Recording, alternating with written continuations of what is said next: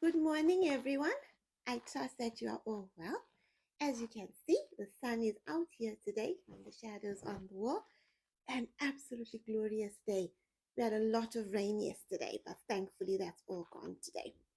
Um, so a day for just going out, I think at lunchtime for a nice walk would be good as well. So that's part of my plans for today. But on this week's Let's Talk Tuesday, I am talking about my children and their birth stories. I thought that I would focus on that today. I have three children, but let's talk about my husband first of all. Derek was a big 10-pound blue-eyed baby when he came into this world, and I did think, oh, I hope none of mine are 10-pounders. But thankfully, none of them were. None of them were the 10-pound babies. But they all arrived naturally, and I did not need to have stitches for any of them. So wonderful births overall. Overall, I'm going to start off by talking about my oldest son, Darren. Well, my only son, Darren, and I'm going to talk about his birth story first. We lived in Victoria Falls at the time, and the plan was that we would travel to Harare, and I would have Darren in the capital city, Harare, where my parents lived. Mommy and daddy lived there. So that happened at 8 months. Thankfully, I was able to get on a flight that late from Victoria Falls to Harare. It was not a long haul flight. But I arrived there and I spent that last month living with my mom and dad as we were waiting for the contractions to start and for Darren to come along. Um, Derek managed to arrive just in time for Darren to be born. Like, I think a week before Darren was born, Derek came. And within that week, everything happened. So it was wonderful. I can remember one morning waking up and going to the loo. And as I walked out the loo, my mom was behind me and she said to me, "Ah, your dress is tucked in your panty." So my big maternity dress had somehow managed to get itself lodged in the back of me, and my bum and panty were out. And I thought at that time that, okay, I think it's time for this baby to come along because I clearly am not even aware of what's happening anymore on me. But within that week, like I say, he came. So it was in the night. I was up and down to the loo, getting up, going to the loo, getting up, going to the loo. And Derek said, "Are you okay?" And I said, "Well, I keep going, but only a couple of drops keep coming out. Not much is coming out." Anyways, after this went on for a while, Derek decided to wake my mom up. And mommy said, "Oh, no, no, we're in labor. We need to go. We need to go." So we all rushed downstairs, went into the car, and drove to the hospital. My dad, at some point, I don't know what was going on with his driving, but I think at some point we almost reversed into a lamppost, but there was a lot going on. As you can imagine, this is the first grandchild. My parents are experiencing this for the first time, taking us to the hospital and waiting for this wonderful little person to arrive. We got to the hospital, no problems. We got to the hospital, no problem. Checked us in, and then the long delivery started. We were in that delivery ward for hours, hour after hour after hour. And then Derek was rubbing my back because all my pain was in my back. And I remember getting dead cheeky saying to him, "Will you rub my back hard enough? Because it's not rubbing hard enough. And if you don't want to rub enough, just don't rub. All right, just don't rub if you're not rubbing hard enough." That's how bad it was. But it was all in my back, all in my back. Anyways, finally they said we have to vacuum him out. He's too big. We need to get him out. So they vacuumed him out, and Darren arrived safely. Darren arrived wonderfully safe. But at the end of that delivery, my back had the biggest bruise you have ever seen. My entire back was bruised up. But at the time in the labor, it didn't feel like Derek was rubbing hard enough. Like he wasn't rubbing that pain away. I just wanted that pain to go away. But I had this massive big bruise to show for it afterwards. But yes, he arrived in Harare and wonderful times. I then spent about 3 weeks, I think, at home with my mom, which was wonderful, being shown how to look after him, take care of him, feed him, all those type of things that you don't always get naturally yourself or you need help on. So I did that. Um, Darren, We found out before he came that he was a boy, so we knew his name. We picked his name. We had a little penny jar on our dressing table, and that had his name on it, and we would drop pennies in it. So we knew we were calling him Darren from before he even arrived. One other thing about my pregnancy with him is that I craved ice. Um, I absolutely craved ice of any form, chunks of ice, that ice that freezes up in your ice chest and you got to scrape it off. I craved that ice, man. I ate that ice so much, and when I would go to work and they defrosted the freezer, the fridge or the freezer at work, I get cross. I'm like, oh, you defrosted the fridge. I needed that ice. I needed that ice. So yes, that was my craving for Darren, was ice. So that's the story about my son and his arrival. Not long after, 16 months later, actually, along came our daughter Renee. And in between Darren and Renee, I wasn't very good at taking the pill. I tried, I would take it in the morning, in the afternoon, in the evening, if I remembered. It was just a mess. It was a mess. So along came Renee 16 months later. Um, so Renee was born in Wange, and again, I was not alone. I went like a day or so when within the time that they thought Renee would be born. So Derek drove us to Wange, left me at my sister-in-law's house, Michelle and Stephen's house, and the plan was that I would wait there while I waited for the contractions to come and for Renee to come, and then they would look after Darren because we were having gonna have two children. So Derek left us the next day, went back to Victoria Falls, which is only an hour away. But the next morning, I woke up and I knew it was happening. I knew she was coming along. I like, he's just left and he's got to come back. He's got to come back, right? So, but in those days, there was no mobiles. So the only way to get hold of him to tell him that something was happening was you phoned the work, you left a message at the work. The work then had to find him and tell him, oops, you need to make your way back. This is happening. This baby is coming. So, anyways, I spent the day with Michelle. Not much was happening, but as it got to later on in the day, I said to her, oh, I think we need to go now to the hospital. So we went to the hospital. We got to Angia Hospital, and I knew in myself that this baby is coming. This baby is on its way, right? But they have a system, they have the rules of what you need to do and don't do when you get to the hospital. So when we got to the hospital, the nurse said to me, you need to go have a bath, right? So I went in the bathroom, I ran the water, I jumped in the bath, and I stood in the bath. And I thought, there is no way I am sitting down in this bath. I can feel that this baby is coming, right? So I hopped out the bath and I came out the bath. And she said to me, have you had a bath already? I said, kind of, kind of. So she said, okay, jump on your bed. Jumped on the bed. Next thing, this contraction hit me, the first one, a proper bolt. Like, okay, this is happening. So I said to her, I think we need to go into the room now. This baby is coming. She said, no, no, no. I said, no, I feel this baby is coming. Anyways, within an hour, Renee had arrived. It was, let me tell you, the most intense hour of my life. Those contractions did not stop. They didn't stop. They were back to back. There was no time to breathe. It was just intense from start to finish, right?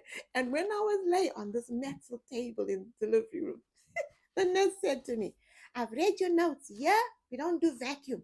Yeah, we just push. We push. So she was like, just push. Oh my days. What an amazing delivery experience that was. Anyways, I pushed and Renee arrived.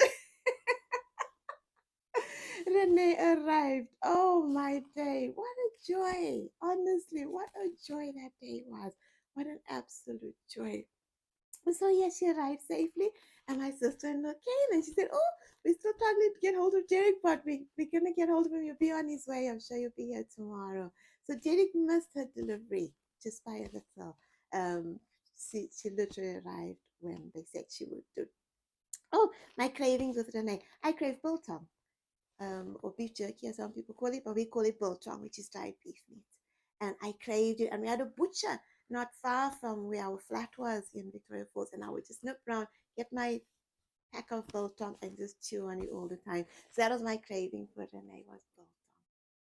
And then my baby came along. She's not grown up now, but my baby came along. Stacy came along 3 years later. And at the time we had moved from Victoria Falls, we now lived in Kariba. So Stacy came along in Kariba. Now, when I found out that I was pregnant with Stacy, I was using, I think it was the coil.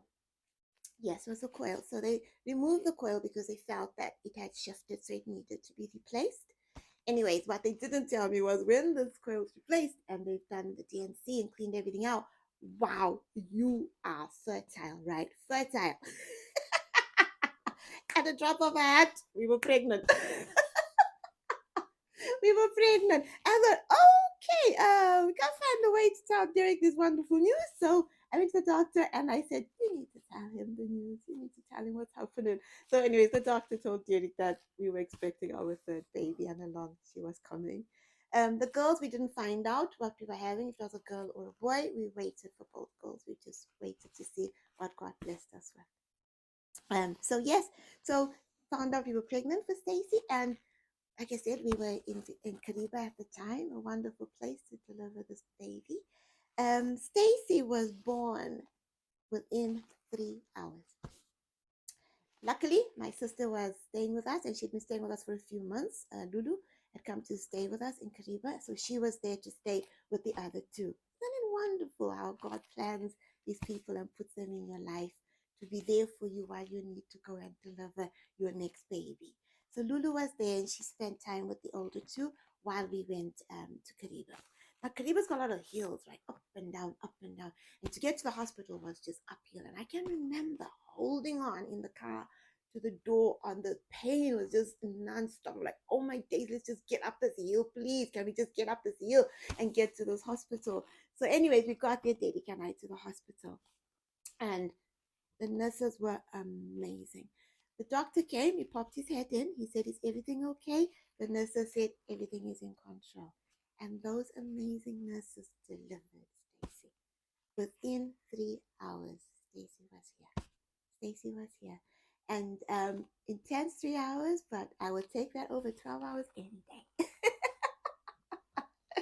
I take that over 12 hours any day, let me tell you. So when Stacy arrived, the hospital that we delivered it in is very small. Kariba Hospital is very, very small. So you have basically a ward for the women and a ward for the men. So we had Stacy. Derek was with me when we had Stacy. He then went home for a few hours, came back, and he found me in the ward where they had placed me. And this ward had everybody in it. No matter what your illness was, you were all put in the same ward. So, of course, Derek felt, no, this is not right. We need to go home. We are better off at home. So he insisted, spoke to the nurse and the doctor, and he said, I'm taking my wife and baby home. We need to go home. So we went home. We went home. But everything was okay. Like I said, all my babies were natural births. I didn't have any stitches. And there was always a nurse, even at the hotel where we worked, there's a nurse on site. So if I needed any help, there was somebody not far away to help me. So we took Stacy home. When I was pregnant with Stacy, I craved peanuts. Man, everything had peanuts. Every jacket, every drawer at work had peanuts in it. At home, I had peanuts in it. I was never far away from a peanut. And yeah, it was the only thing that would stop my, I just had morning sickness badly with all three of my children. I had morning sickness. I can't call it morning sickness because it lasted 9 months with all three of my children. So I always had to find something that I could eat to quell it, just to calm it down, so that it wasn't always just a feeling that I had the whole day. So with Stacy, it was peanuts. I ate peanuts, sacks and sacks of peanuts. Let me eat you. Those little round red peanuts, I ate them by the bagful. By the bagful. And she loves peanut butter.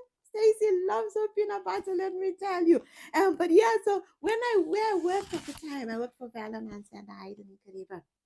And they called her and named her Peanut. From the minute she arrived, she was called Peanut and still is called Peanuts to them because, man, I ate them peanuts when I was pregnant with her.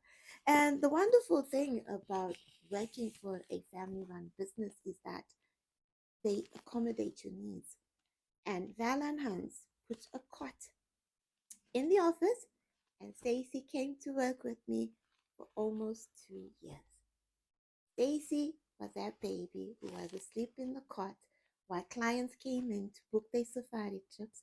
While the phone rang, Stacy was there. And I know that there's not many people who can say they were able to take their baby to work with them for 2 years. Stacy was that baby, and I cherish that moment. I love that I worked for people who wanted me to feel so comfortable and not feel like I was constantly pining for my baby who I left at home. In Zimbabwe, maternity leave is only 3 months. So you don't get a long time to spend with your baby. So you kind of worked for as long as possible so that you could have as long as possible with them before it was time to go back to work. But Val and Hans put a cot in, and everybody would come and fetch her. She never spent the whole day in the office. Somebody would come and fetch her, or I'll take her for a few hours, and off she'd go with that. Or the maid would come and say, "Oh, I want to take her," and off she would go. So she wasn't there with me all the time, but she slept through everything. Everything. That phone would ring, people would be talking, laughing, whatever would be going on in that office. She just slept through it. Chill. Chill. Chill. So yeah. Um, I just wanted to talk about my children. And my grandbaby's Martha's here, and we've got Martha's birth story to tell. And I'm positive and thankful there'll be more baby stories to tell in the future. So yes, that was my story today. I trust that you enjoyed it. I trust that you have a laugh somewhere along the line, and I trust that the children will enjoy hearing a little bit more about their stories. They're an absolute blessing, and I love them all to bits. I love them to bits. Well, I trust that you will all have an absolutely wonderful day. Go out there, go take a walk, enjoy this lovely day. And don't forget to laugh. Life's too short not to. Love you all. Bye.